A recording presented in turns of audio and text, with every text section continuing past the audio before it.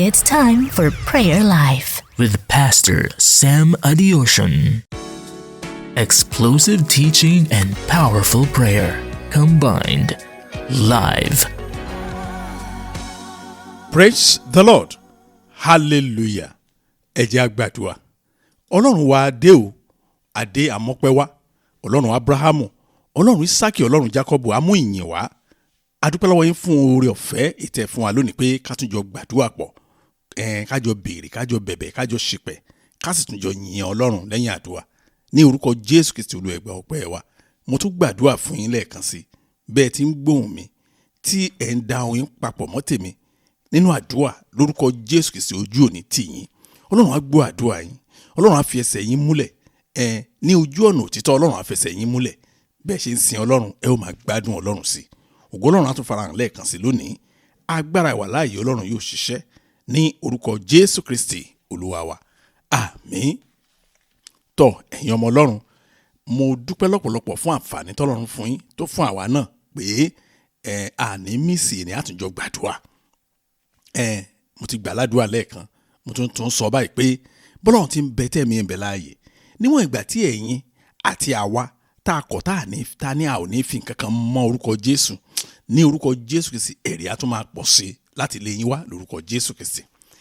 Má jẹ́ ká gbàgbé Texas Fire Conference. Àdúpẹ́ lọ́wọ́ àwọn èèyàn wa tí wọ́n wà ní ìdí ètò ní orílẹ̀-èdè Amẹ́ríkà. Mo gbàdúrà lórúkọ Jésù Kristi agara ò ní dá yín lórúkọ Jésù Kristi. Gbogbo ipá òkùnkùn ẹ̀yin olórí ayé yín a máa bọ́ sófo lórúkọ Jésù Kristi.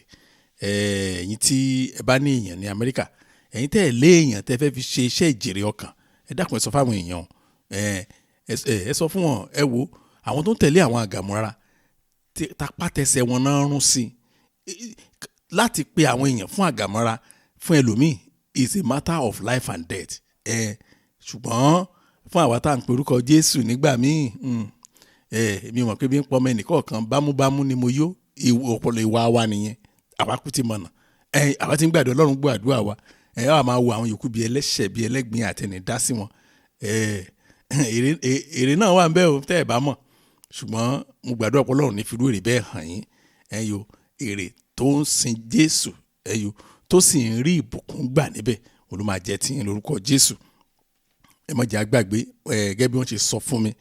Wọ́n ní gbogbo ètò ti tò tán fún London Freedom Retreat wa pé ìpàgọ́ ọlọ́jọ́ mẹ́ta ni oh God mo wà excited already. Mo dẹ̀ gbàdúrà pé ohunkóhun ní dín lọ́wọ́ lórúkọ Jésù Kristi.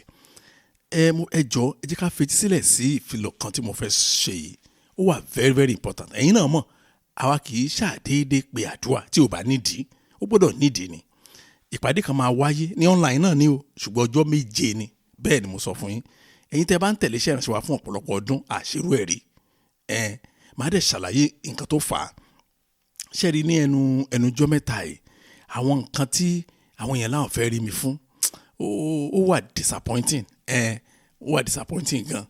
Màá sọ díẹ̀ fún wa. Mi ní àwọn tó ń sọ̀rọ̀ yẹn wọ́n disappoint mi o. Mo ní àwọn kan tó ń béèrè tẹ́ máa ẹ sà mo fẹ́ rí yín, ọ̀rọ̀ tó fẹ́ rí yín fún wa very very important. Tí n bá wá fetí sí ọ̀rọ̀ wọn, àwọn nǹkan tó jẹ́ pé ó yẹ kó jẹ́ ẹ̀tọ́ wa tí ò yẹ ká béèrè rárá òun ló máa ń jẹ́. Màá kàn pé rárá ilé ò ní ìdí ká máa sá kiri. Ṣùgbọ́n a máa sọ pé àwọn ti gbàdúrà, wọ́n ti gbọ́ wọlé, wọ́n ti kí ni ká kò yẹ kó rí bẹ́ẹ̀. Ẹ jẹ́ fún alápẹ̀rẹ̀ àwọn màmá mi kan. Ṣé nígbà tí ọmọ wọn náà kọ́ sọ fún mi pé màmá wọn ń bọ̀ o láti Ìbàdàn láti wá rí mi. Èmi náà wàá múra sílẹ̀. Torí àwọn àgbàlagbà mo máa ń respect wọn tán bá wá gan. Mo lè rí màmá yẹn, màmá dáadáa náà dé àjọ sísìn lọ́jọ́ yẹn. Nígbà tán náà fẹ́ rí mi, mo ní màmá wọ́n ti sọ mi tẹ́lẹ̀ pé ń bọ̀ ṣé àlàáfíà ni. Àwọn á sọ ìṣòro yẹn pọ̀, ó tì wọ́n lójú gan. Ó ṣe kí ni ìṣòro ọ̀hún? Wọ́n ní wọ́n fẹ́ lọ kí àwọn ọmọ wọn grandchildren ni wọ́n ní ìlú òyìnbó. Wọ́n ní wọ́n ti rìnrìn fún visa láì mọye ìgbà, wọ́n ń deny wọn.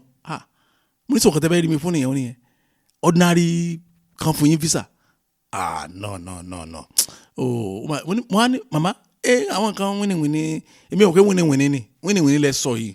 Ẹ já gbàdúrà adẹ̀gbàdúrà ẹ wo mi ní tán yìí Sunday tó kọjá yìí yòó náà wá dá èmi ti mọ̀ tẹ́lẹ̀ mo ti gbọ́ information yẹn tẹ́lẹ̀ làwọn á dáwọ́ dùn pé so ó rọrùn báyìí àwọn nǹkan báwọn yẹn. So example kan ni mo ṣe, àwọn a lot of people náà ń bá wa sọ àwọn nǹkan tó jẹ́ pé ẹ̀tọ́ wọn ni. Mi ò mọ̀ bóyá ẹ mọ̀ nǹkan tí wọ́n ń pè ní ẹ̀tọ́, ohun tó jẹ́ pé tèèyàn ni. Ẹni wọ́n á ń dọ̀bálẹ̀, ẹnìkan á gbowó lọ́wọ́ ẹ̀, ẹnìkan á gbaṣọ lọ́wọ́ ẹ̀, ẹnìkan, oh God. So ìyẹn ló fà á tó ká wa lára. We went back to God. Ọlọ́run kí ló ṣẹlẹ̀ kò yẹ kó rí báyìí. Àwa ti mọ̀ díẹ̀ ó dà. Ó ní ẹ̀mí náà fi sí wa lọ́kàn gbé program yìí jáde. So àwọn nǹkan wọ́n tí ò yẹ kó dà wá láàmú, àwọn nǹkan wọ́n tí ò yẹ kó dúró síwájú ọ̀nà wa, òun la fẹ́ ṣẹlẹ̀ lórí. Ẹ̀yin tẹ́ bá dẹ̀ ń bá mi wo screen lọ́wọ́lọ́wọ́ báyìí, ẹ máa rí i pé iṣẹ́ tá a fẹ́ ṣe fún ọjọ́ méjèèje, ẹ rí Ọlọ́run ti ṣàánú wa, ó ti fi àwọn iṣẹ́ yẹn lé wa lọ́wọ́.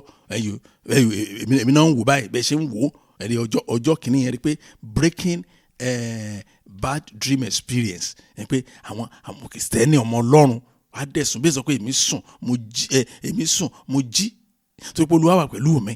Kìsẹ́nì àwa sùn á máa lálàkàlà ìdààmú á bà. Kìsẹ́nì míì nígbà tó ṣiṣẹ́ gbogbo ṣẹ́ lọ láyé kó délé kó lè sùn padà, irọ́ ni. Á jí lóru ṣáá ni, Jésù má jẹ́ ń kú, kò yẹ kó rí bẹ́ẹ̀ o. Ọlọ́run jẹ́lẹ́rìí mi. Ọlọ́run Abraham ń sọ, Ọlọ́run Abraham, Ọlọ́run Isaac, Ọlọ́run Jacob, ó jẹ́lẹ́rìí pé kì í ṣètò Ọlọ́run fún wa nìyẹn. Ọjọ́ kejì, repairing 40 foundations, àwọn ìpìlẹ̀, àwọn ọ̀pọ̀lọpọ̀ Kìrìsìtẹ́nì wọn ò tí ì ṣẹ́ dé ìpìlẹ̀ yẹn náà. Àwọn kìnnì kan sì wà tí ò tí ì yẹ tẹ́mi Ọlọ́run tí ì fi hàn wọ́n bá ṣe máa gbà tí Ọlọ́run àtúnṣe ọ̀pọ̀lọpọ̀ lójú àti bẹ́ẹ̀ bẹ́ẹ̀ lọ. Tẹ́ bá wò dáadáa bí bá ṣe tó nìyẹn, revisiting all past journeys, àwọn ìrìn àná tó ń dà ọ́ ní láàmú. Deliver me, O Lord, ó wà ń bẹ́ẹ̀ náà. Kọ́lọ́run kó kàn gbà wá pátápátá. Ọ̀pọ̀lọpọ̀ ti ṣe deliverance jẹ́ pé ayé wọn ti pọ̀ mọ́ àwọn nǹkan tó kò ṣe separate. Ẹ̀yin náà wo èlùbọ́, kán da èlùbọ́ sínú yẹ̀pẹ̀, kán wá náà fẹ́ separate ẹ̀, kò ṣeé ṣe. Ṣùgbọ́n Ọlọ́run tó dá ayé àti ọ̀run ó lè ṣe. Ara nǹkan tí ẹ̀mí Ọlọ́run fi wá sí wa lọ́kàn nìyẹn pé ká ṣiṣẹ́ lé lórí. Ending eluded achievement. Ẹlòmíì ó kàn fẹ́ ṣe àṣeyọrí kékeré báyìí láti ọdún yìí kò rí ṣe. Ẹlòmíì fẹ́ ra lẹ̀, bó ṣe rà náà gbà lọ́wọ́ ẹ̀, bó ṣe rà náà fraud ẹ̀, bó ṣe àbúrò àtúnẹ̀ máa wọrí àǹtí màbá yẹn rà, àbúrò àtúngbà àtúnná jẹ́. Àwọn achievement kéèké tó yẹ kí ká ti kọjá stage yẹn. Ẹ̀rí breaking the works of darkness, wòṣẹ́ òkùnbátá. Ìdí tá a fẹ́ tí ẹ̀mí náà fi yẹ kún ni wípé ọ̀gọ̀ọ̀rọ̀ èyí tó pọ̀ nínú àwa Kìrìsìtẹ́nì á ti pòpọ̀ mọ́ iṣẹ́ òkùnkùn for many years. A fi prayer of victory and open heaven a fi parí ẹ̀. Ẹ̀rí mo níbẹ̀ ṣe ń wò ni mo ṣe ń wò yẹn, èyí náà ń wo déètì ń bẹ̀ on 1st to on the 7th of June. Torí ó ní nǹkan tí ẹ̀mí náà ní káwa náà ṣe, preparation tó ní ká prepare. Ẹ̀rí àṣẹ ìparí preparation fire conference àti retreat ni ká bọ́ sílé ká tó wọ program yẹn rárá. Òun lẹ̀mí náà ti ní ká gbàdúrà yẹn. Lórí platform yìí náà ni bí tí mo ti ń sọ̀rọ̀ náà lẹ́ ti máa gbọ́ ní 11:30, ṣùgbọ́n láti on 1st sí on 7th òun la máa ṣe lágbára Ọlọ́run. Mo dẹ̀ gbàgbọ́ pé Ọlọ́run ti yan àwọn tó máa rí tiẹ̀ ṣe. Màmá ẹ̀yin rí tí ń ṣe, dádì ẹ̀yin náà máa rí tí ń ṣe lórúkọ Jésù. Bó ṣe máa ń nìyẹn, já wọnú àdúrà wa lọ. The wanderers, àwọn alárìnkiri.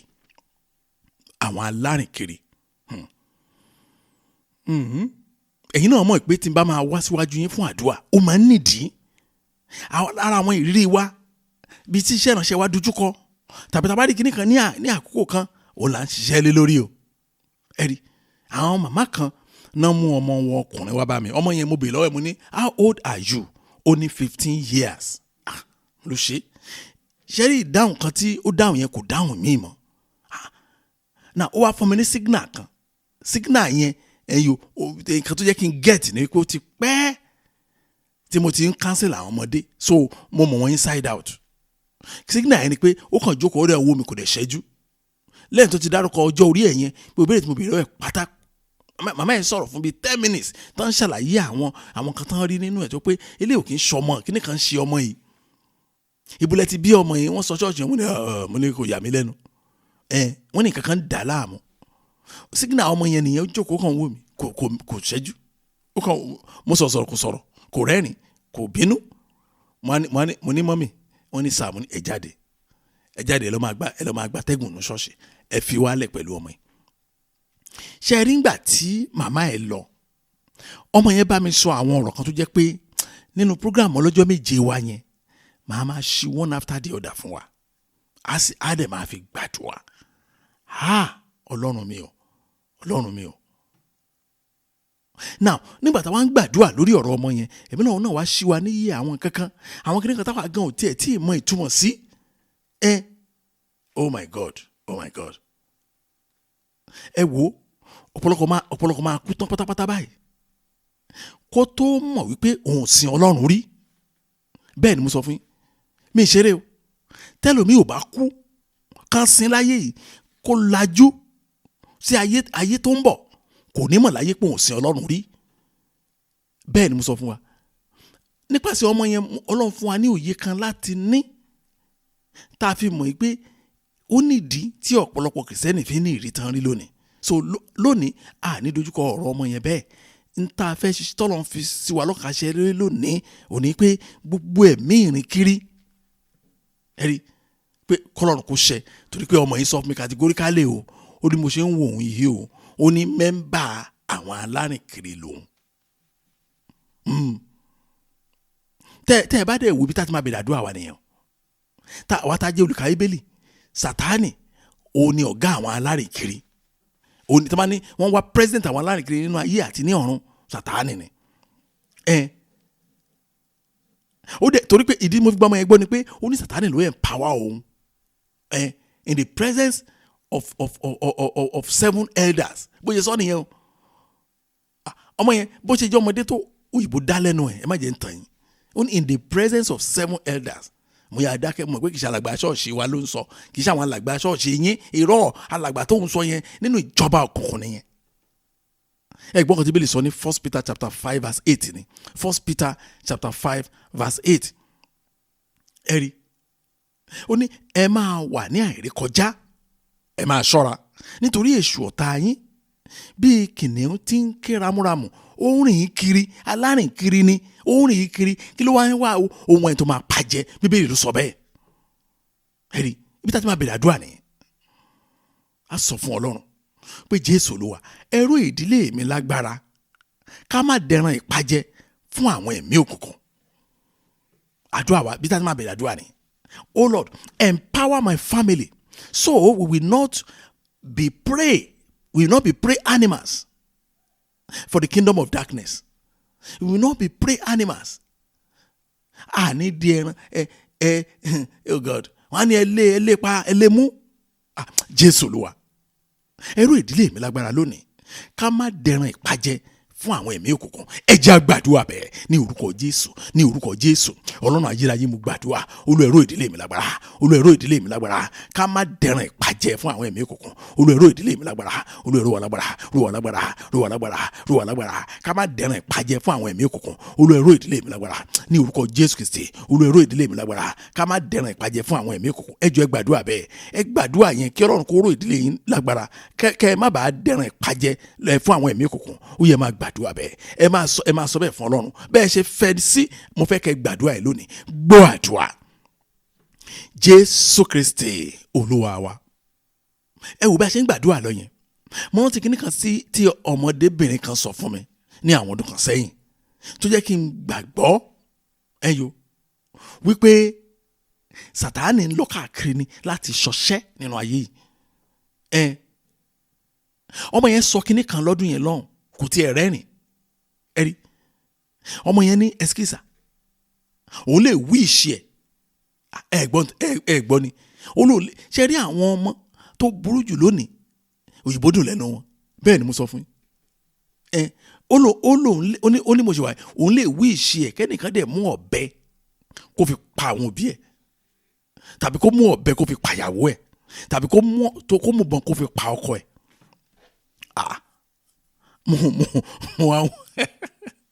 mo kọ́ ọwọ́ ẹ̀ náà bóyá ọbẹ̀ wà lọ́wọ́ ẹ̀ kí ló wọ́n yìí sọ yẹ ọmọ ọdún mélòó ọmọ ìsọpọ̀ òun 16 nígbà tí irú àwọn ìwà ní 16 táyà là ń yí kiri àdúgbò kò sí kan tá a mọ̀ oh my God now nígbà táwa náà wá bẹ̀rẹ̀ sí wo àwọn program àwọn ọlọ́pàá àwọn program kan lẹ́jọ́ mẹ́ta yìí police report ni àwọn investigation táwọn ọlọ́pàá ṣe tó ṣẹlẹ̀ ní ìlú òyìnbó.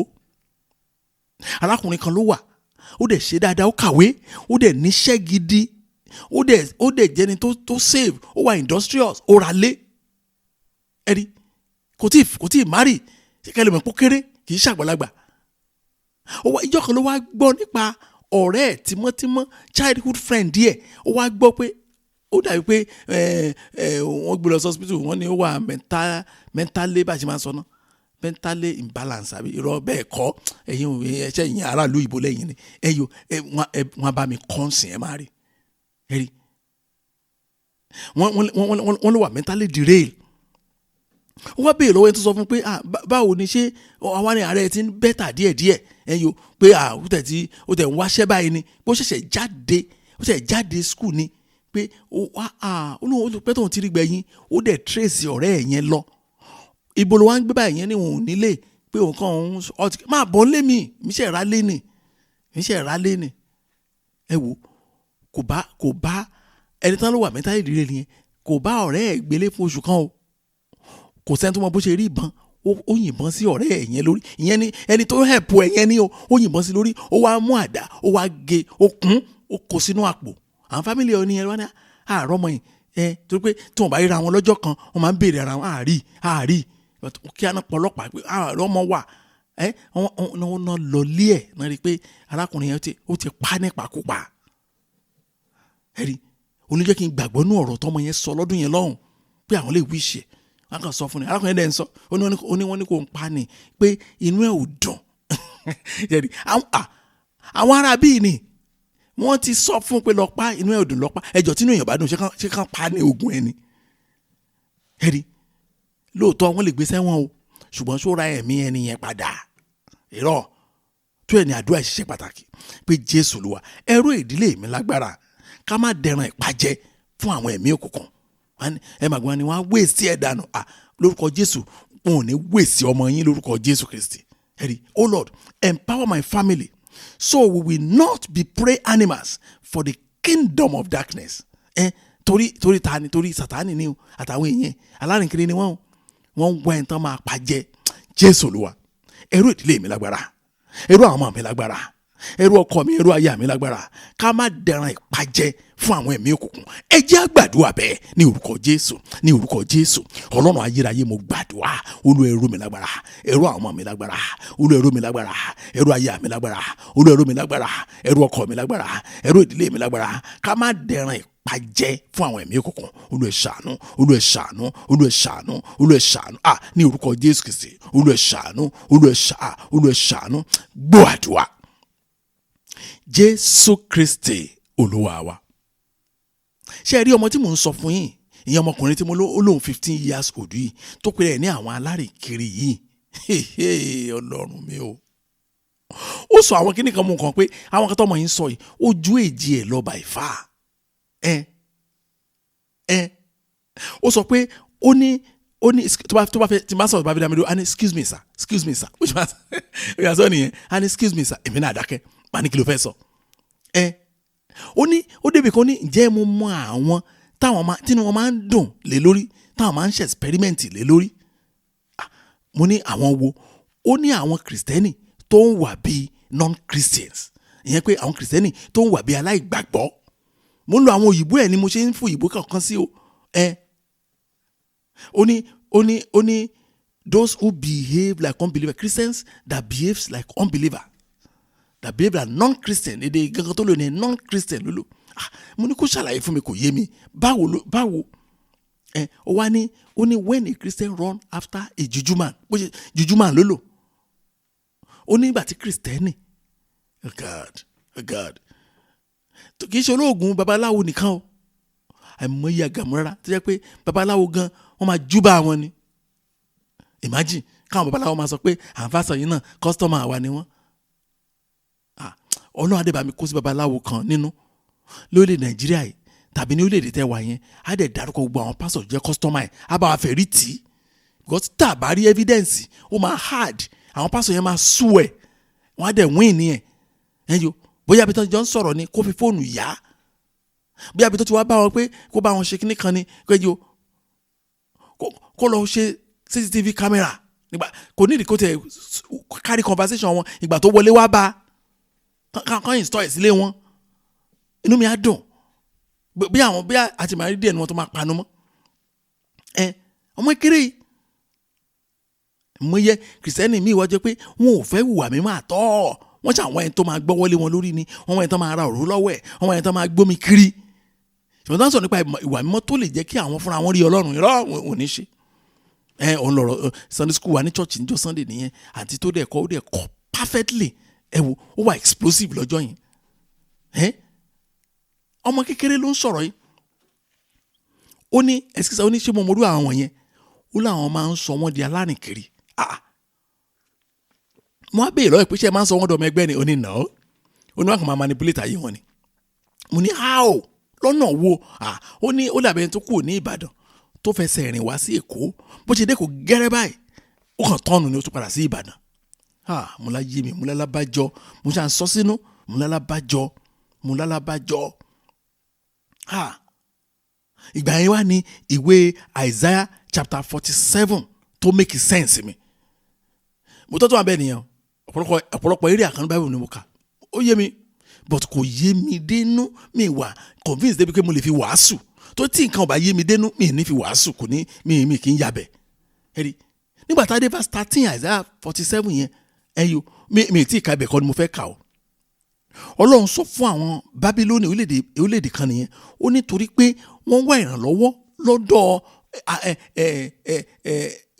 òrìṣà wọ́n wá ìrànlọ́wọ́ lọ́dọ̀ òrìṣà lọ́dọ̀ àwọn awòràwọ̀ àwọn atẹ́yànrìn àwọn lọ́pẹ̀lẹ̀ àwọn aláwọ̀ pa àwọn tó yẹ pé wọ́n pèrè àwọn ní pásítọ̀ tó jẹ́ pé a máa mú ẹ lọ sí ibojì òkú àwọn tó pèrè àwọn oníṣẹ́ Ọlọ́run tó pé wọ́n sọ fún ẹ bẹ́ẹ̀ wípé a máa gbẹ́lẹ̀ ni a máa rì ẹ́ mọ́lẹ̀ wọ́n dẹ̀ sọ létí ẹ pé a máa ṣe àwọn iṣẹ́ kan fún ẹ tó lágbára kò sí nǹkan tó ń pè bẹ́ẹ̀ nu Bíbélì bẹ́ẹ̀ ni mo sọ fún kẹ́nìkan fi hàn mí kó fi hint mí ni kó fi hint iṣẹ́ hàn mí ní Bíbélì mọ̀ bí tó máa mú yín lọ wọ́n á ní wòlíì ẹnìkan lọ mú iyọ̀ kan lọ mú àbùkù tó kan buyọ̀ sínú ẹ̀ wá ó mà ṣe o gbàtà wá dé verse 15 ìyẹn Isaiah chapter 47 verse 15 Yorùbá Bible túmọ̀ ẹ̀ dáadáa tọ́ ṣùgbọ́n a máa mú ní Yorùbá máa mú ní Yorùbá ní sentence by sentence àwa yẹ yín bẹ́ẹ̀ wọ́n ní thus shall they be to you with whom you have laboured ó ní ìwọ̀nyí ni wọ́n yóò jẹ́ sí ọ pẹ̀lú gbogbo èyí tí o ti ṣe làálàá ó ní àní àwọn okòòwò rẹ láti ìgbà èwe rẹ wá wọn yóò di alárìnkiri ní ẹyọ padà sí ibùjókòó wọn kò sì sí ẹni tí ó lè gbà ọ́ tẹ́ bá orí ṣe rìsáàṣì ẹsẹ̀ ẹyọ kan yẹn ó ṣe make sense sí mi lẹ́nujọ́ mẹ́ta tí mo sọ yìí kò tí ì kọjá 8 days tí ẹsẹ̀ yẹn lájọ́ tí mo ti ń ka Bíbélì tó make perfect sense sí mi ọmọ yìí ni o ọmọ ọdún 15 yìí ni o àwọn ọ̀rọ̀ kan tó sọ ó ní mo rí pé wow àwọn wọ̀nyí Ọlọ́run jẹ́ kó yé wọn wípé gbogbo iṣẹ́ okòòwò tí wọ́n ti ṣe láti gba ìwé wọn wá wọ́n á bá wọn jẹ́ran orílẹ̀-èdè náà máa jẹ́ ń tiẹ̀ lọ no ẹ̀ tí ì relate ẹ̀ báyìí ẹlòmíà ṣiṣẹ́ ìjọ tí mo kọ́ gbọ́ ó dà pé London ni mo ti gbọ́rọ̀ yìí ẹ̀rù bà mí wọ́n ní àwọn pásítọ̀ wọn kan wọ́n ní wọ́n máa wá sọ fún ó dà pé pásítọ̀ wa ní London ló sọ fún mi ó ní kí ni mò ń sọ yìí ó ní nílùú yìí ó ní àwọn wòlíì wèrè yẹn ó ní wọ́n á sọ fún àwọn èèyàn pé kí wọ́n mú káàdì wọn kí wọ́n fi san owó fún wọn yẹn pé kán jẹ gbèsè lórí káàdì wọn yẹn wọ́n máa lọ ṣiṣẹ́ ẹ̀ létà oh my God wọ́n á ní fi dán mi wò bí Ọlọ́run ẹ̀ pé wọn ò gbádùn ẹsẹ̀ Bíbélì kan tó máa favour wọn nìkan náà máa tẹnu wọn fi dán mi wò wọ́n á dẹ̀ fi dán wọn wò náà òṣì ló máa tẹ̀lé àwọn yẹn máa ṣe làálàá ẹ̀gún yìí ló ń jà wọ́n ẹ̀gún ìrìnkiri ó ní wọ́n á padà sí ibùjókòó wọn lẹ́yọ ẹyọ ó ní kò sẹ́ni tó wọ́n máa lè gbà wọ́n kò sẹ́ni tá lè gbà wọ́n ẹlòmíì ti bọ́ sí from fry pan to fire láyé tá a wà àwọn gàmúrà ti pọ̀ jàre mi ti ẹ lọ ṣọ́ọ̀ṣì mọ́ wọn pè Sátánì wá ní praise the Lord ó ti ṣẹ́gun ẹ̀ wọ́n frustrate débi pé ó kúkú hate Jésù ṣe pé ẹni yẹn báyìí ti báyìí ọ̀nà ẹ̀ ti dàrú wáta kì í ṣe pé Jésù Olúwa. Ẹ wo gbogbo ìwà ọmọ onínàkúnà sàn nínú ayé mi. Gbogbo ìwà ọmọ onínàkúnà òun ló fà á táwọn kan fi dára rìn kiri, wọ́n fi bàbá wọn lẹ̀, wọ́n lọ ń jẹ oh my God. Ẹ mọ story ọmọ onínàkúnà ẹbẹ yìí náà mọ̀ máa kò yẹ ká dúrà yìí kó ru yín lójú náà. Wọ́n fi bàbá wọn òun gan sọ ó ní nílé bàbá mi àìmọye ẹrú wá jẹ á ní kọ́ lọ fọ ẹlẹ́dẹ̀ lóúnjẹ á máa ti jẹ á máa ti ìpò oúnjẹ yẹn jẹ. Lórúkọ Jésù ayé mi ò ní bàjẹ́. Èmi mo sọ fún àwọn dáàdì kan jẹ́ mẹ́ta mo ní mo proud jù yẹn lọ, kì í ṣe pé torí pé mo jẹ́ ìránṣẹ́ Ọlọ́run right from time inú àwọn gàmúrà máa ń bí mi ṣù ni pé torí church tí mo ti dàgbà wọ́n máa ń pe àwọn oríṣiríṣi ni àti wèrè àti dèdèrìn àti asínwín náà kàn máa ń kó wa lójoojúmọ́ wọn náà bá fẹ́ ṣe máa wọ ẹlòmíì títí ẹlòmíì àmà sọ̀rọ̀ nǹkan tó ń sọ òtí ẹ̀ yé ẹ má bínú kọ́rọ̀ ilé yé wa ni. Wọ́n pe ẹnìkan wọ́n ní wòlíì tó lágbára ni Èkó ló ti wá àwàlákùrẹ́ ń gbà yẹn wọ́n lè Èkó ló ti wá. Ó sọ̀rọ̀ náà ó kó ti Bible alọ́ka ó ní Bíbélì sọ ọkàn tó lágbára ó dẹ̀ kó ti abálọ́ka numbers tí wọ́n ti ń ka àwọn iye àwọn ọmọ Israẹli ló wà ń bẹ̀ àwọn ará ó ní kì í ṣe bẹ́ẹ̀ ẹ̀mọ́ wọ́n ń gbọ́ rẹ̀ báyìí ẹ̀mọ́ ṣibiri kò ká bẹ́ẹ̀ rí kò mọ̀ ó ní ìwé Dáfídì lè gbọ́dọ̀ jẹ́ àtúnlọ́sí afẹ́ ṣí tó Bible mẹ́fà lọ́jọ́ yẹn ó ní a máa continue ẹ̀ lọ ẹ má wọrí ṣùgbọ́n nǹkan tó fẹ́ kẹ́ ẹ mọ̀ ni pé ó wá kú forí sọ wọ́n mọ anything àdèmàdé tó kàwé tó ló ń kàwé kò lè figure it out níbi tí òpònú ti ń ṣe olórí àwọn ọlọ́gbọ́n níbi tí wèrè ti ń ṣe olórí àwọn èèyàn gidi ṣe pé problem gidi ni ọ̀pọ̀lọpọ̀ Kìrìsìtẹ́nì ti di ọmọ ìnàkúnà wọ́n fi bàbá wọn lẹ̀ wọ́n lọ ń ṣẹrú nílé ẹlòmíì oníbẹ̀lì ń sọ ń bẹ̀ yẹn. Oh Lord, heal my past act of a prodigal son. My past actions. Ètò ìjọmọ́ tọ̀rọ̀ ọmọ onínàkúnà. Jésù Olúwa, ẹ wo gbogbo ìwà ọmọ onínàkúnà mi sàn lónìí. Ẹ jẹ́ àgbàdua bẹ́ẹ̀ ní orúkọ Jésù Ọlọ́run ayérayé mo gbàdúrà gbogbo ìwà ọmọ ìnàkúnà tó ń bẹnu ayé mi Olúwa ẹ wòsàn lónìí ẹ dá mi padà sójú ọ̀nà títọ́ Olúwa ẹ dá mi padà sójú ọ̀nà títọ́ Olúwa ẹ ṣàánú fún mi lónìí ẹ dá mi padà sọ́dọ̀ yín o mo fẹ́ rìn ní ọ̀nà yín gan ní orúkọ Jésù Olúwa ẹ ràn mí lọ́wọ́ gbogbo ìwà ọmọ ìnàkúnà ayé mi lórúkọ Jésù Olúwa ẹ wòsàn ní orúkọ Jésù Olúwa ẹ wòsàn ní orúkọ Jésù Olúwa ẹ wòsàn gbọ́ àdúrà Jésù Kristi Olúwa wa. Ǹjẹ́ ẹ̀mọ̀ díẹ̀ tá a fi nílò àdúrà tá a ń gbà ẹ̀? Ìdí ẹ̀ ni pé ǹjẹ́ ẹ jẹ́ mọ̀ pé àwọn míì wọ́n á wà ní abẹ́ iṣẹ́ ìránṣẹ́ kòròǹfò wọn ò dẹ̀ ní mọ̀ ìgbàgbọ́ wọn dẹ̀ ní pé àwọn sin Ọlọ́run alààyè ẹ máa understand ẹ̀ báyìí dádì mọ́dún yẹn lọ́run tẹ́ wà ní abẹ́ àgàmù rárá mọ́ dedication yín ó dàbí mọ́mí yẹn wọ́n ní tàwọn ti bá wọn mo ní kí ló dé wọn láwọn kan rántí ni ọkọ wọn àwọn ni kò gbẹnu sọhùn pé kó bú ẹ sọhùn fẹ́ lọ sin Ọlọ́run ó láwọn àṣàwọn lọ sin Ọlọ́run àṣé èèyàn làwọn lọ sin oh God ó mà ṣe now nígbà táwa bẹ̀rẹ̀ sí farabalẹ̀ láti research àwọn kọ̀ọ̀kan àwa rí i pé eléyìí ò tiẹ̀ kì í ṣe bójúbójúmọ́ ẹnìkan sẹ́ni fídíò kan sí mi ní àná mo kàn wò títí mo ní Ọlọ́run mi ò ẹ̀rù ọ̀rọ̀ tí Bíbélì tí wọ́n sọ tó bà mí wípé tí àwọn àyànfẹ́ gangan tí ò bá ṣọ́ra á tún tàn àwọn náà jẹ pásọ̀ kan ní Nàìjíríà ó popular burúkú kò síbi tí wọ́n ti wọn káàkiri àgbáyé wọ́n ti ẹ̀ ní slogan tiwọn tán tó ń lò tán fi ń kó èrò lọ sí ọ̀run àpáàdì ẹnìkan wọ́n lò kọ́tí guy kò sẹ́ni tí ò mọ̀ Nàìjíríà pé kọ́tí guy ni pé ọwọ́ ẹ̀ ò mọ̀ multi-millionaire ni ó ń ṣe báàdì lẹ́nu ijọ́ mẹ́ta yìí àwọn wọn aṣọdún owó ń bẹ̀ pásítọ̀ tí mò ń sọ̀rọ̀ yìí òun náà lọ bẹ̀ ṣùgbọ́n ibi tí mò ń lọ ọkọ yẹn wọ́n gbogbo ibi tí gbogbo àwọn millionaire yẹn pátá wọ́n ní bọ́n ṣe ń bara wọn lọ́wọ́ mi ò ríru à ń ṣe kìyẹn rí láyé mi so ó wà glaring pé wọn ò fi pamọ́ gan ṣùgbọ́n sáwọn ará abí rí wọn ò rí. Ṣùgbọ́n fún ẹ̀yin tẹ́ níyè nínú tẹ́ wò pé mi ò máa gbọ́dọ̀ kú báyìí, òní mo ṣe mú àdúrà yìí wá. Kò sẹ́, in fact ìgbà tí ẹni tó sẹ́ni fídíò yẹn sí mi tó fún mi ó ní ẹ̀skísà ẹ lè defend ẹni yìí o, ó clear o pé agbára burúkú làwọn bí wọn lò. Ó ní bọ́n ṣe kíra wọn kò ó wà highly unusual.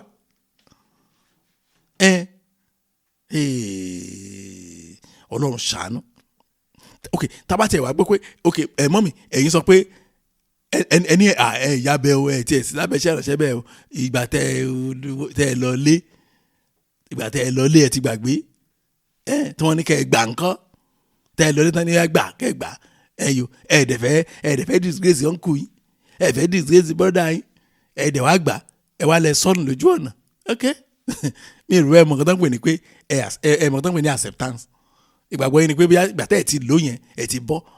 Ìgbà tẹ́ ẹ ti gbà yẹn ni kì í ṣe ìgbà tẹ́ ẹ lò, ìgbà tẹ́ ẹ gbà tẹ́ ẹ ti collect ẹ̀ yẹn gangan, ìkórìtà yẹn gangan ó ní oníṣẹ́ burúkú yẹn tó ti bẹ̀rẹ̀ tó ti parí. Tẹ́ bá wà lò yẹn ìyẹn yàtọ̀ ẹ kàn agree pẹ̀lú ẹ ni, ṣùgbọ́n ẹ ti wà ń bẹ̀ already nìyẹn. Ẹlòmíì tó máa ti gbòòrò wèrè wọn dé báyìí ó gbà kò fẹ́ mọ bí tí wọ́n ti gbòòrò wá. Iyekeye tó bá pè ó máa san owó ẹ jọ̀ọ́ ẹ mọ yorùbá tó wà lẹ́yìn èwo ń bẹ̀ olùsọ́yè yín di rere. Ẹ rí sọ fún Ọlọ́run Jésù Olúwa ẹ wo gbogbo ìwà ọmọ onínàkúnà inú ayé mi ẹ wò sàn. Ìdí tí mo fi gbàdúrà yẹn bẹ́ẹ̀ ni pé ọmọ onínàkúnà ó gba ìdáláre gbẹ̀yìn ayé ẹ̀, so hope sì wà fẹ́yìn àtẹ̀mí. Gbogbo ìwà ọmọ onínàkúnà tó wà nínú ayé mi tí mo fi Ọlọ́run àlàyé lẹ̀ tí mo tọ́ ohun tí ò tó Ọlọ́run lọ, lórúkọ Jésù lọ ẹ̀wòsàn nínú ayé mi lónìí. Ẹ jẹ́ á gbàdúrà bẹ́ẹ̀ ní orúkọ Jésù, ní orúkọ Jésù. Ọlọ́run ayérayé mo gbàdúrà ìwà ọmọ onínàkúnà nínú ayé mi Olúwa ẹ̀wòsàn lónìí. Ìwà ọmọ onínàkúnà nínú ayé mi Olúwa ẹ̀wòsàn, Olúwa ṣàánú, Olúwa ṣàánú, Olúwa ràn mí lọ́wọ́ o, Olúwa ràn mí lọ́wọ́, Olúwa ràn mí lọ́wọ́, lórúkọ Jésù ràn mí lọ́wọ́, Olúwa ràn mí lọ́wọ́, Olúwa ràn mí lọ́wọ́, Olúwa ṣàánú fún mi, Olúwa ṣàánú fún mi, Olúwa ṣàánú fún mi. Olúwa ràn mí lọ́wọ́, lórúkọ Jésù Olúwa ràn mí lọ́wọ́. Gbọ́ àdúrà Jésù Kristi Olúwa wa. Ṣé rí ọmọ tí mo ní ọmọ ọdún mẹ́ẹ̀ẹ́dógún yìí, mo máa kọ ọ̀rọ̀ lẹ̀ ó máa sú mi, mo máa kọ pọ́ìntì lẹ̀ oh God.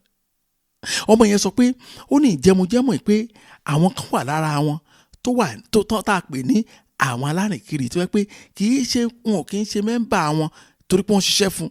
Ó ní honorary members ni wọ́n. Ó ní ìdí ẹ̀ ni pé àwọn yẹn wà ní abẹ́ ẹ̀gún. Mo ní ta ló gẹ̀gùn fún wọn, ó lóun náà ò mọ̀, ó ní ṣùgbọ́n máàkì ẹ̀gún ó ló wà lórí wọn. Ó dẹ̀ mẹ́ tó gẹ̀gùn fún ni, ṣùgbọ́n Bíbélì wá hint wa ta ló lè gẹ̀gùn fún àwọn wọ̀nyí. Ẹ rí Psalm 107 verse 40. Mo ṣàn wá ibẹ̀ látìgbà tí mo ti pàdé ọmọ ìpẹ́ ta ló lè kẹ́gùn débi pé àwọn kan wá di alárìn kirikiri káàkiri àgbáyé. Àbẹ̀sí research ẹ̀. Bí o sọ pé he pour contempt on princes and causes them to wander in the wilderness where there is no way. Ayérayé o. Ó ní ẹni tí ó da ẹ̀gàn lu àwọn ọmọ aládé tí ó sì mú wọn rìn kiri níbi tí ọ̀nà kò sí, ó mú wọn rìn kiri nínú aginjù níbi tí ọ̀nà ò sí. Wow! A jẹ́ pé àǹsà tọmọ yẹn ò mọ̀ yẹn, a jẹ́ pé àwọn ọmọ yẹn wọ́n ti gba ègún láti ọ̀dọ̀ Ọlọ́run wá. Báyìí wọ́n ṣe máa yé nìyẹn, wọ́n á fi àmì sí wọn lára. Àwọn alárìnkiri originally wọ́n á ń ka àwọn ọmọ mẹ́mbà wọn. Ẹ jọ̀ọ́ báwo ló ṣe máa rọ́nà lọ́gbà tí ẹni tó ń jẹ́ ọ̀nà fúnra ẹ̀ òun ló gẹ̀gùn fún wọn? Àbí kò yé yín?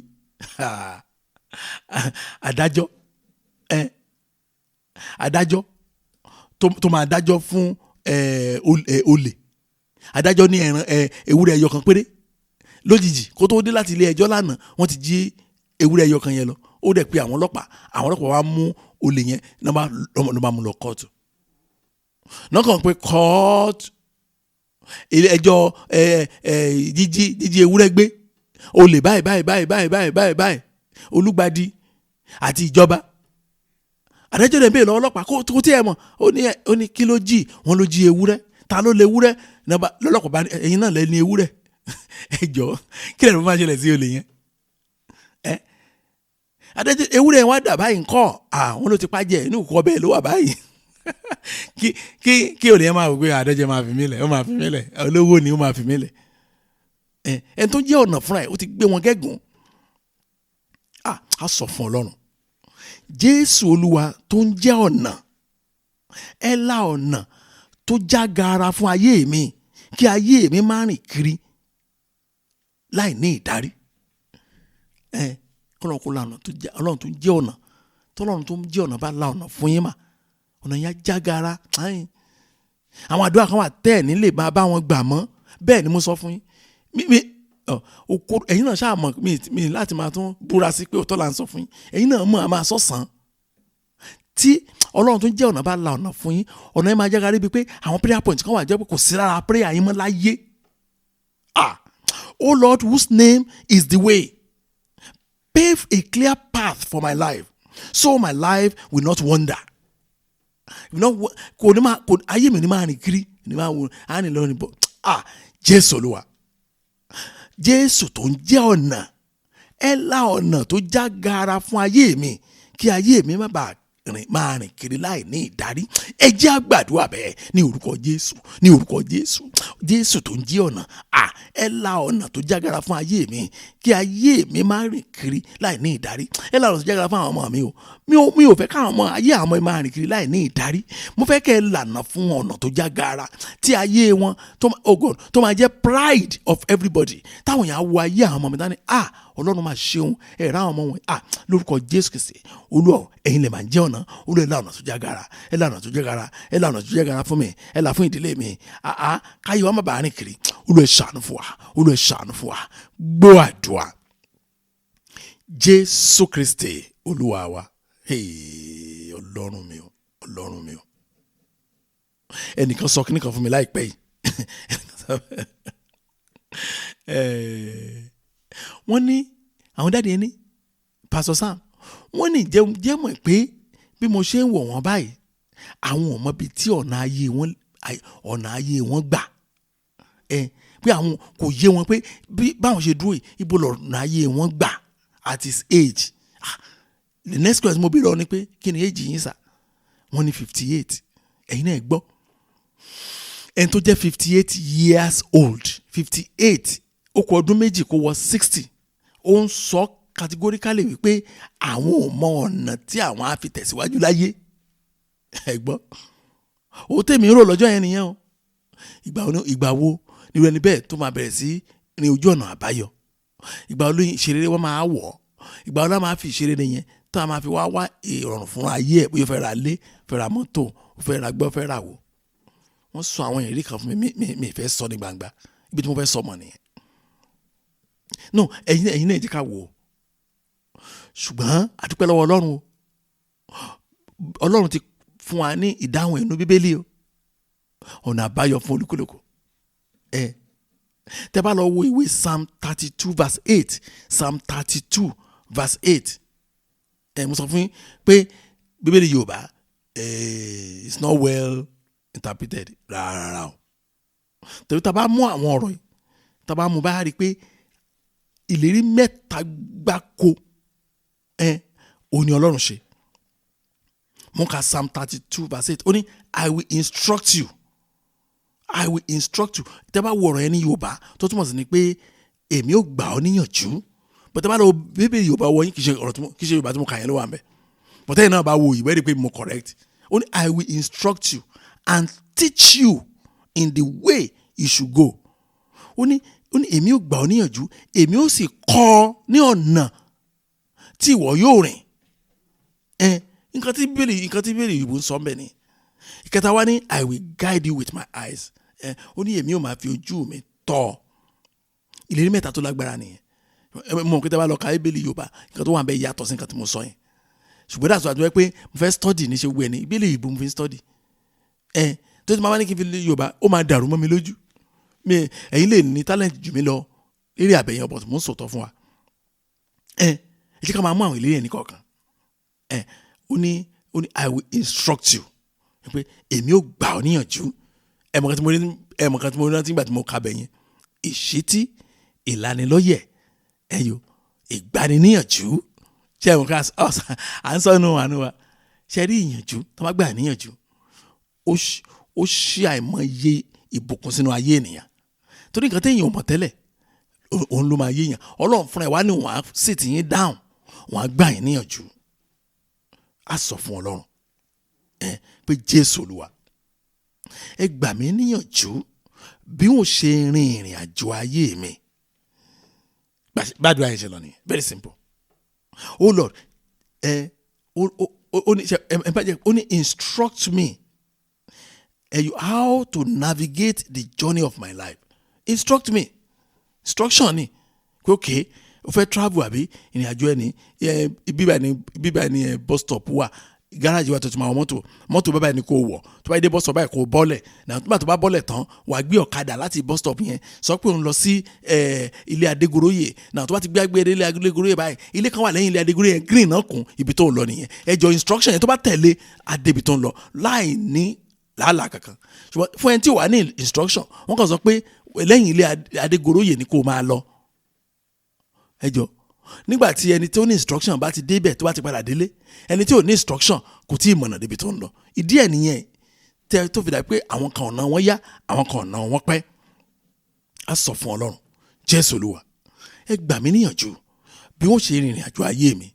Ẹ ṣàánú mi, ẹ gbà àwọn ọmọ mi níyànjú bí wọ́n ṣe máa rìnrìn àjò ayé wọn. Jésù Olúwa, ẹ gbà ọkọ mi níyànjú, ayérayé ẹ gbà aya mi níyànjú bí ó ṣe ìrìn àjò ayé ẹ jẹ́ á gbàdúrà bẹ́ẹ̀ ní orúkọ Jésù, ní orúkọ Jésù. Ọlọ́run ayérayé, mo gbàdúrà, Olúwa ẹ gbà mí níyànjú gẹ́gẹ́ bí ọ̀rọ̀ yín ti sọ, bí ó ṣe ìrìn àjò ayé mi, Olúwa ẹ gbà mí níyànjú. Olúwa ẹ ṣàánú mi, ẹ gbà àwọn ọmọ mi níyànjú, ẹ ṣiṣẹ́ òun fún mi, ẹ bá mi gbà àwọn ọmọ mi níyànjú bí wọ́n ṣe máa rìnrìn àjò ayé wọn lórúkọ Jésù. Olúwa ẹ ṣàánú aya mi, Jésù káyà náà sọ fún Ọlọ́run, Jésù Olúwa ẹ ṣàánú ọkọ mi, Olúwa ẹ gbà wá níyànjú bá ṣe lo ìrìn àjò ayé wa. Olúwa ẹ ṣàánú fún wa, Olúwa ẹ ṣàánú fún wa, ayérayé ṣàánú fún wa. Gbọ́ àdúrà Jésù Kristi Olúwa wa. Ó tẹ̀síwájú níbẹ̀ yẹn, ó ní I will teach you the way you should go. Ìyẹn sọ pé èmi ò kọ́ ọ ní ọ̀nà tí ìwọ yóò rìn. Ṣé ẹ rí i pé Ọlọ́run ò tún dúró sí pé ó fún wa ní instruction, mo ṣàlàyé ẹ̀ lẹ́ẹ̀kan. Kì í ṣe bóyá ó máa kọ́ sílẹ̀ fún wa ká máa lọ. Ó ní òun á tún wá kọ́ wa, òun á kọ́ wa ní ọ̀nà tá a máa gbà. Ó ti fún wa ní máàpù yẹn tẹ́lẹ̀ o, òun á tún wá kọ́ wa. Oh my God, oh my God. Èyí náà ṣàmọ̀ ẹni tó ti débì kan rí, ẹ lè fi wé ẹni tí ò délùú yẹn rí. Tá a bá ti gba ẹ̀kọ́ látọ̀dọ̀ Ọlọ́run, òun gbádẹ́ rọrùn fún wa. Ohun tí bẹ́ẹ̀ lè sọ bẹ́ẹ̀ nìyẹn. Jésù Olúwa, ẹ kọ́ mi ní ọ̀nà tẹ́ ẹ bá fẹ́ kí n rìn. Kọ́lọ́run kó kọ́ wa ọ̀nà tó bá fẹ́ ká rìn gangan, Kọ́lọ́run kó kọ́ wa. Kó má fi wá lẹ̀ pé àwa la máa ṣàmú ọ̀nà wa. Lónìí Kristẹni ló mú àìdíà lọ fún Ọlọ́run, àwa sọ fún Ọlọ́run mo ṣe fẹ́ rìn ní, ó yá fàṣẹ sí. Ìrọ́dẹ̀ ni Ọlọ́run ló máa tó gbogbo ẹ̀ fún wa. Oh Lord, teach me the way you want me to go. Teach my children the way you want them to go. Bádùn ẹ̀ ń ṣe lọ nìyẹn pé Jésù Olúwa, ẹ kọ́ mi ní ọ̀nà tẹ́ ẹ fẹ́ kí n rìn. Ẹ kọ́ àwọn ọmọ mi ní ọ̀nà tẹ́ ẹ fẹ́ kán rìn nínú ayé yìí. Olúwa, ìdílé mi dọwọ́ yín, ẹ kọ́ ìdílé mi ní ọ̀nà tẹ́ ẹ fẹ́ jẹ́ kí ìdílé mi rìn. Ẹ jẹ́ á gbàdúrà bẹ́ẹ̀ ní orúkọ Jésù, ní orúkọ Jésù. Ọlọ́run ayérayé, mo gbàdúrà, Olúwa ẹ kọ́ mi ní ọ̀nà tẹ́ ẹ fẹ́ kí n rìn, ọ̀nà tẹ́ ẹ fẹ́ kí n rìn gan nínú ayé yìí. Olúwa ẹ kọ́ mi, Olúwa ẹ kọ́ àwọn ọmọ mi ní ọ̀nà wo gan lẹ fẹ́ kán rìn, ọ̀nà wo lẹ fẹ́ kán tọ̀, báwo lẹ ṣe fẹ́ kán tọ̀. Olúwa ẹ kọ́ àwọn ọmọ mi ní ọ̀nà tẹ́ ẹ fẹ́ kán tọ̀. Olúwa ẹ kọ́ aya mi ní ọ̀nà tẹ́ ẹ fẹ́ kó tọ̀. Olúwa ẹ kọ́ ọkọ mi ní ọ̀nà tẹ́ ẹ fẹ́ kó tọ̀. Olúwa ẹ kọ́ ilé mi ní ọ̀nà tẹ́ ẹ fẹ́ ká tọ̀. Olúwa ẹ ṣàánú fún wa, ẹ kọ́ wa o, ẹ̀yin lẹ gbọ́dọ̀ kọ́ wa. Olúwa ẹ ṣàánú wa, Olúwa ẹ ṣàánú wa, ẹ kọ́ wa ní ọ̀nà tẹ́ ẹ fẹ́ ká tọ̀. Olúwa ẹ ṣàánú fún wa. Gbọ́ àdúrà Jésù Kristi Olúwa wa. Promise kẹta, ìlérí kẹta tó wà nínú ẹsẹ̀ yẹn, Olú sọ pé ó ní èmi yóò sì máa fi ojú mi máa ṣọ́. Oh my God, ṣé ẹ rí i pé ó rọrùn báyìí láti ṣe rere nínú ayé yìí tá a bá ní òye ọ̀rọ̀ Ọlọ́run. Mo sọ lẹ́ẹ̀kan, yàtọ̀ sí pé òun máa gbà wá níyànjú, ó lóun tó wá máa kọ́ wa nǹkan tí mo kọ́ lẹ̀ yìí o, bó ṣe máa ṣeré o, bó ṣe máa ṣeré o. O lè wọ mọ́tò kan torí pé mọ́tò yẹn ibi tí wọ́n ń pè bàbá ẹni má wọ yẹn o, mọ́tò. Oh God, nígbà tó wá ṣe yẹn tán, wá ní ojú òun á tún máa bá wa lọ. ìyẹn ni pé bóyá arìn díẹ̀ àti gbàgbé pé bó ṣe ní ká ṣe bí mo ṣe ní kò ṣe rèé. Ṣé ló dàbí ẹni tí wọ́n ti júwe ọ̀nà fún tẹ́lẹ̀, wọ́n wá fi fóònù lé lọ́wọ́ pé fóònù yìí o ìwọ ṣáà dá ẹ̀ tó bá ti ní issue ẹ̀rí ó dẹ̀ ní lónìí ó dàbí wọ́n ní kọlọ yẹ́lò kan náà pé mọ́tò yìí ni irọ́ orange mo dẹ̀ rí ṣé orange náà pé àbí yẹ́lò ó dẹ̀ gbé fóònù ọwọ́ ẹ̀ ó dẹ̀ dá ẹ̀ ló dádì kí ni ṣe bí kọlọ yẹ́lò lẹ pé mọ́tò yẹn rárá orange ni o tí bíbélì ti sọ́mọ̀ nìyẹn. Jésù ní èmi yóò sì máa fi ojú mi máa ṣọ́ ọ nínú ìrìnàjò ayé nìyẹn. Jésù Olúwa ẹ jẹ́ kí ojú yín máa ṣọ́ ayé mi lọ, ẹ jẹ́ kí ojú yín máa ṣọ́ iṣẹ́ mi lọ, ẹ jẹ́ kí ojú yín máa ṣọ́ àwọn ọmọ mi. Oh God Jesus, oh Lord torí àwọn olóyìnbó. Oh Lord, let your eyes guide me, let your eyes guide my children, let your eyes guide my family. Jésù Olúwa ẹ jẹ́ kí ojú yín kó máa bá ayé mi lọ, ẹ jẹ́ kí ojú yín máa bá iṣẹ́ mi lọ, ojú yín máa ṣọ́ kó máa ṣọ́ iṣẹ́ mi, kó máa ṣọ́ àwọn ọmọ mi ní ìjáde wọn ní ìwọlé wọn. Ẹ jẹ́ kí ojú yín máa bá wọn lọ. Ẹ jẹ́ á gbàdúrà bẹ́ẹ̀ ní orúkọ Jésù, ní orúkọ Jésù. Ọlọ́run ayérayé mo gbàdúrà ẹ jẹ́ kí ojú yín ẹ jẹ́ kó máa ṣọ́ mi lọ, ẹ jẹ́ kó máa ṣọ́ ayé mi, kó máa ṣọ́ ayé àwọn ọmọ. Ẹ jọ̀ọ́ ẹ tẹnu máa àdúrà. Mo fẹ́ fún wa ní ìṣẹ́jú kan láti gbàdúrà torí pé ọ̀rọ̀ yìí kan àwọn ọmọ wa dáadáa. Ẹ jẹ́ ká tẹnu máa àdúrà yẹn. Ẹ jọ̀ọ́ ẹ máa gbàdúrà, ẹ máa sọ fún Ọlọ́run, ẹ máa sọ fún Ọlọ́run, ẹ máa sọ fún Ọlọ́run. Ẹ jẹ́ kí ojú yín máa bá àwọn ọmọ mi lọ, ẹ jẹ́ kí ojú yín máa bá àwọn ọmọ mi lọ, ẹ jẹ́ kí ojú yín máa bá aya mi lọ, ẹ jẹ́ kí ojú yín máa bá ọkọ mi lọ, ojú yín máa bá mi lọ, ojú yín máa bá mi lọ. Gbọ́ àdúrà Jésù Kristi Olúwa wa. Ẹ jọ̀ọ́ ẹ fetí sí ọ̀rọ̀ tí mo fẹ́ sáré sọ yìí. Ẹ jọ̀ọ́ tá a bá rí ẹnikẹ́ni tó ní ìrírí aláìrìnkiri, kí lè túmọ̀ aláìrìnkiri? Tá a bá ti sùn báyìí yọ àwọn travel, àwọn tí ẹ mọ̀lú yẹn ìlú yẹn dàbí ìlú àwọn Haúsá, wọ́n á tún gbéra wọ́n á tún ní àwọn travel mo kàn sáà rìn kiri sáà ni mo rìn ó ti láì gbogbo ẹ ti ẹ̀ sú mi. Tẹ́ bá ti lálàá tẹ́ ẹ ti ń rìn kọjá normal tàbí ìgbà tẹ́ ẹ rìn yẹn àwọn strange things ó ń ṣẹlẹ̀ sí yín. Mo dẹ̀ rìn ìgbà tí mo wúra mi báyìí mo rí pé pátá nìkan ni mo wọ̀, mo dẹ̀ rìn mo wọ ẹsẹ̀ báyìí mi ò rí bàtà ń bẹ̀, mo rìn ìhò ni mo wà. Àwọn nǹkan báwọn yẹn ó ní àdúrà kan tí mo fẹ́ kọ́ yín. Tàbí tó ti bá mi sọ tẹ́lẹ̀ kò mí ni o, but kíní kan wà bẹ́ẹ̀ tí mo fẹ́ ká fiyèsí. Mi ìfẹ́ kẹ́nikẹ́ni kó mẹ́sẹ̀jì mi kó ní pé àbúrò mi kan ní tẹ́ sọ yẹn ó ń ṣẹlẹ̀. Ẹ jọ̀ọ́ ẹ má ṣerú ẹ o. Àwọn tá a bá jọ gbàdúrà yìí ni o. Ìdí ẹ̀ ni pé a lot of things ogun náà ti ṣẹ́ nínú àdúrà yìí, so wọ́n ti jẹ́ kí iṣẹ́ wa rọrùn. Kì í ṣe àwọn tí a ò mọ̀ nípa iṣẹ́ ìránṣẹ́ wa o, àbúrò mi kan báyìí ṣẹlẹ̀ èmi ò mọ̀ yẹn o torí mọ̀, ṣùgbọ́n àwọn tá a jọ ń gbàdúrà yìí ni mo send message yẹn sí. Ọlọ́run á dẹ̀ ràn yín lọ́wọ́ lórúkọ Jésù Kristi. Ẹ̀yin ọmọ Ọlọ́run ẹ jẹ́ mọ̀ pé ní ìsìn tí máa ní ìsìn nígbà tí mo ní ìbápàdé ọmọ ọdún 15 yẹn ó ní mo mọ ìdí ẹ̀ tí àwọn ìgbà kan wà nù ayé Abraham tó waste. Bẹ́ẹ̀ ni mo ń kà mo ń wò mo sọ fún àwọn ní tí òye ẹsẹ̀ bíi nìkan ò bá yé mi mi ní pé mi ní wàásù débẹ̀ màá fẹ́ jẹ́ kó yé mi dénú. Now ibo ni mò ń sọ yìí nínú ìwé Genesis chapter 20 verse 13. Bàbá Abrahamu nínú ìrìn àjò wọn ló bá pè ìyàwó ẹ̀ ó sọ fún sórí bá ṣe ń lọ yìí látòní lọ má sọ fún anybody pé mi lọ kọ́ ẹ o. Gbogbo àlàmọ̀tàn yẹn mi ò mọ ìdí ẹ̀. Ìdí tí mo sọ kò yé mi ni pé mi ò mọ ìdí ẹ̀ àbí Abrahamu kọ́ náà sọ̀rọ̀ ẹ̀ ni tí Bíbélì pè ní bàbá ìgbàgbọ́. Abrahamu lọ́hùn ó wá dẹni tó wọ́n wá plan B. Abraham mà ní dáàdi ó rà pé study Abraham dáadáa nù báyìí tẹ́ bá study dáadáa rí pé ó yẹ kí ọ̀rọ̀ yẹn kò yẹ gbogbo àwọn tó bá kàbẹ̀ yẹn kò yẹ ká má wà shocked pé àbá Abraham kan náà sọ̀rọ̀ àbí wọ́n ṣe mistake ni. Mo ṣe mọ̀ díẹ̀ ni. Genesis chapter 20 verse 13 ó ní ó sì ṣe ó ní nígbà tí Ọlọ́run sì mú mi rìn kiri kúrò ní ilẹ̀ bàbá mi mo wí fún pé ojúrere rẹ kan rèé tí mo fẹ́ kó ṣe fún mi ní ibi gbogbo tí a bá dé sọ nípa tèmi pé arákùnrin rẹ ni mí. Now nǹkan ló yìnbó tó pé version tèmi ni mo kà yẹn, version Bíbélì mi tí mo ń kọ́ ni mo kà yẹn kì í ṣe version Bíbélì tó wà. And it came to pass when God caused me to wander from my father's house that I said to her, this is your kindness that you should do for me in every place. Wherever we go, say of me, he is my brother. Ohun tó ṣẹlẹ̀ ń bẹ̀ yẹn ni wípé Ábúráhámù tó jẹ́ bàbá ìgbàgbọ́ tí kìí gbé ìgbé ayé ẹ̀tàn àti irọ́, ó dọ́gbọ́n plan B ń bẹ̀ yẹn in case Ọlọ́run ò bá ṣọ́ mi, ìyàwó mi ojú help kan tó lè ṣe fún mi. Anyway, bá tán pé ta lẹ́ni sáà pé brother ni mo jẹ́ sí ẹ. Ó wá Ábúráhámù màní náà ló wá plan B yìí. Ìdí ẹ̀ ni pé àsìkò yẹn ni ẹ̀mí ìrìnkiri tó wà ní ayé ẹ̀ during that period kò ní progress ẹyọ kan. So pé lóòótọ́ ni nígbà tó dé ìlú kan ọba lòun gbẹ́sẹ̀ lé ìyàwó ẹ̀, òun fúnra ẹ̀ àtìyàwó inú ààfin ọba ní gbogbo wọn jọ ń gbé. Thank God ọba ọmọ àti kò tí ì mú ìyàwó ẹ̀ wọlé. So pé àwọn ọba ayé àtijọ́ yẹn wọ́n máa ń ní àwọn ètò kan tó máa ń ṣe kí ìyàwó ọba àtọba tó pàdé. Àmọye ọjọ́ tó gba Ábúráhámù láti fi ṣòfò níbẹ̀ yẹn, àmọye oṣù tó gbà tó fi ṣòfò níbẹ̀ yẹn. Kí ló fà á? Òun kan sọ níṣẹ́ ṣáàrántí ìgbà tá a ti kó nílé bàbá mi.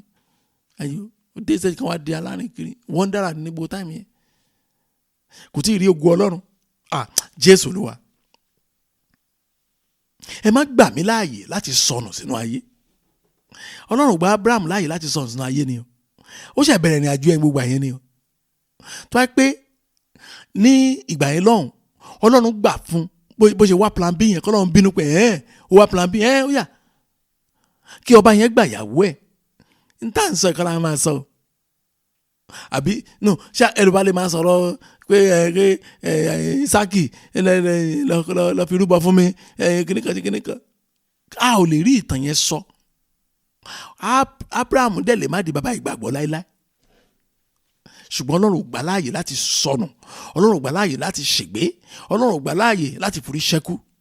So tá a bá sọ fọ́lọ́run pé kọ́lọ́run má gbà wá náà láàyè láti forí ṣẹ́kù, ọ̀rọ̀ wa náà dàbí ọ̀rọ̀ Pétérù, ìkànnì ọmọ ẹ̀yìn Jésù. Ẹjọ́ kí ni Júdásì ṣe tí Pétérù náà ṣerú ẹ̀?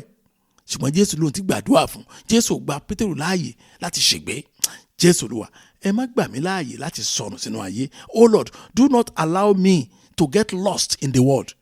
Olú ẹ má gbà ọmọ mi láàyè láti sọnù wọn. Ẹ má gbà ọkọ mi láàyè láti sọnù sínú ayé. Irọ́ ni ẹ takú o. Ẹ má gbà o. Àdúrà ẹ̀yin gan náà ò ní gbà. Ẹ sọ fọlọ́ kó má gbà o. Ẹ̀yin gan fúnra yẹn ẹ má gbà o. Ẹ má give up o. Pé Olúwa má gbà ọmọ yẹn láàyè sẹ́, má jẹ́ sọnù sínú ayé. Ọmọ yín ni kó tó dọmọ tèmi. Ẹ má gbà láàyè láti sọnù. Ẹ jẹ́ á gbàdúrà bẹ́ẹ̀ ní orúkọ Jésù, ní orúkọ Jésù. Ọlọ́run ayérayé o, Olú ẹ má gbà mí láàyè láti sọnù sínú ayé. Ẹ má gbà ọmọ mi láàyè láti sọnù. Ẹ má gbà ìdílé mi láàyè láti sọnù. Olú ẹ ṣàánú fún wa. Olú ẹ ṣàánú. Ẹ má gbà fún wa láti sọnù. Ẹ má gbà fún àwọn ọmọ mi láti sọnù. Ẹ má gbà fún ìdílé mi láti sọnù. Olú ẹ ṣàánú. Olú ẹ ràn wá lọ́wọ́. Olú ẹ ràn wá lọ́wọ́. Olú ẹ ràn wá lọ́wọ́. Gbọ́ àdúrà. Jésù Kristi Olúwa wa. Ẹ jẹ́ á lọ gbàdúrà àánú wa. Wọ́n ti sọ tipẹ́ pé kí ká round up. Ẹ jẹ́ ká lọ gbàdúrà àánú. Ibi la ti ń béèrè lọ́wọ́ Ọlọ́run, ibi la ti ń bẹ̀bẹ̀, la ti ń ṣìpẹ̀, ibi la ti ń sọ fún Ọlọ́run tá fẹ́. Ó yẹ máa gbàdúrà, ẹ máa gbàdúrà. A ò ní àkókò mọ́. Ẹ máa sọ fún Ọlọ́run tẹ́ fẹ́. Ẹ máa sọ fún Ọlọ́run kó ṣàánú. Ẹ máa sọ fún Ọlọ́run kó ṣàánú àwọn ọmọ yín. Kọ́lọ́run kó gbà wọ́n lọ́wọ́ ẹ̀mí ìrìnkiri. Ó yẹ máa gbàdúrà. Ó yẹ máa gbàdúrà. Jésù Olú ẹ ṣàánú pátápátá. Olú ẹ ṣàánú. Bẹ́ẹ̀ ṣe fẹ́ ó yẹ béèrè lọ́wọ́ Ọlọ́run. Tó wá pé àwọn kan wà tá a mẹ́nubà ó yẹ béèrè o. Èyí tó jẹ́ ẹ̀dùn ọkàn yín gangan Olú ẹ máa sọ o. Ó yẹ máa gbàdúrà lórúkọ Jésù, lórúkọ Jésù. Olú ẹ ṣàánú lórúkọ Jésù. Olú ẹ ṣàánú. Gbọ́ àdúrà. Jésù Kristi Olúwa wa. Ẹ jẹ́ á gbàdúrà. Ọlọ́run wa wá yìn orúkọ yín lọ́pọ̀lọpọ̀ torí pé ẹ tún ràn wá lọ́wọ́ nínú ìrìn àjò àdúrà tòní. Bàbá gba ọpẹ́ wa, ọmọ gba ọpẹ́ mi, mo gba ọpẹ́ wa.